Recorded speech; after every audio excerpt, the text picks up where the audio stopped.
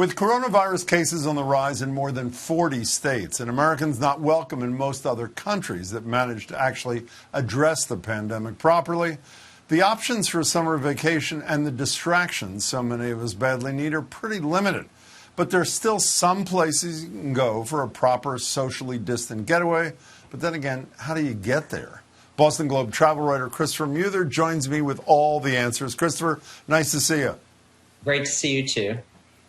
Okay, so the European Union won't let us in. We have to quarantine if we go to a number of other states. So are people in Massachusetts or people in New England going anywhere this summer, or is everybody staying home?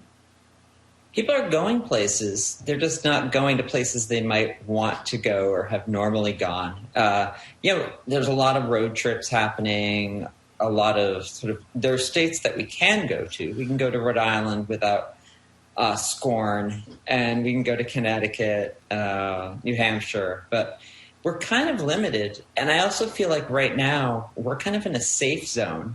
Like, I have no desire to go to Miami or Austin. Not that I probably would in the summer anyway, normally, but I feel, and probably a lot of other people too, feel like we're in this bubble now. You know, the Northeast was the hot spot, and now we're probably one of the safest parts of the country.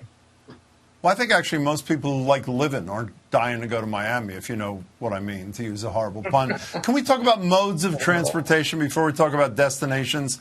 There was a poll that we did with the Globe in Suffolk about 3 weeks ago. Would you be comfortable getting on a plane when it's allowed? Only 1 out of 4 said yes.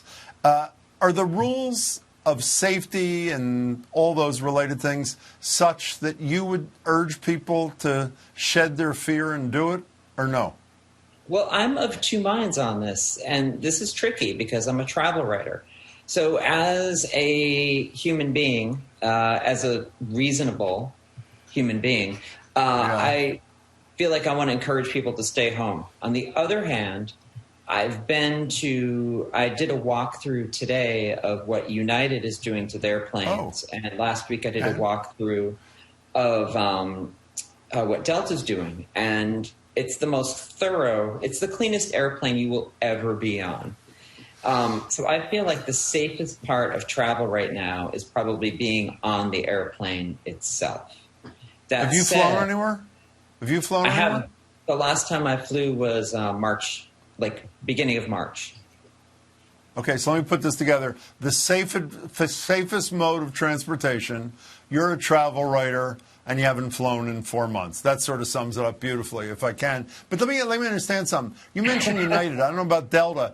Isn't United the airline that said a couple of weeks ago, we're going to fill the middle seats so it's Sardine City all over again, even if the planes are clean?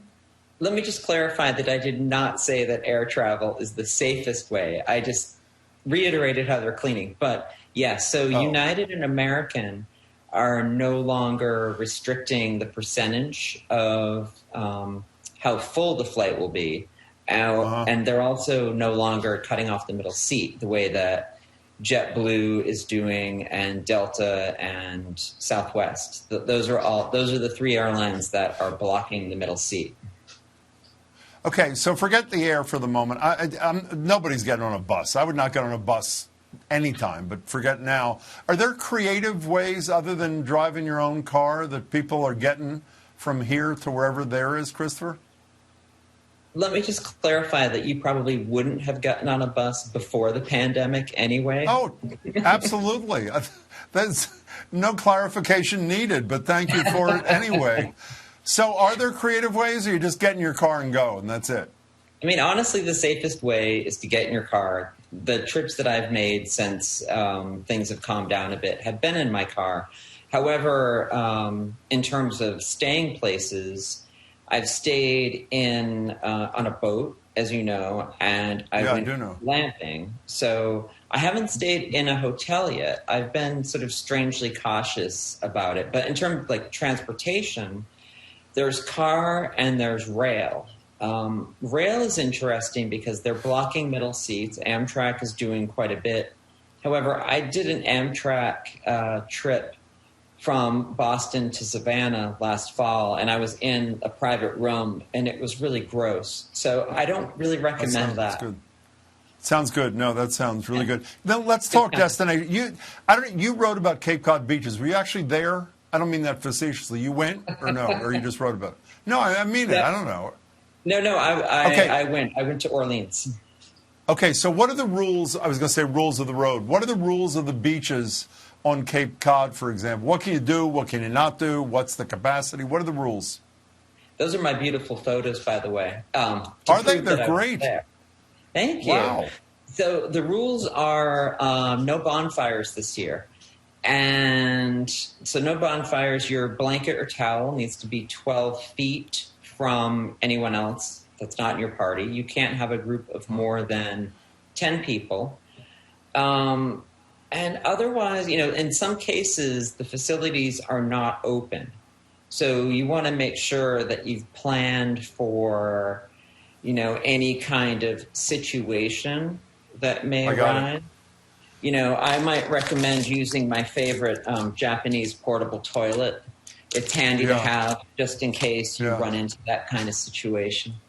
I have a WGBH bucket I take to those kinds of things, so it serves the same. So, okay, then let's go on your desk that you use. Can we talk? You mentioned Vermont and Rhode Island, and let me do some other states first. Everybody's got to self-quarantine, from what I understand, for 14 days.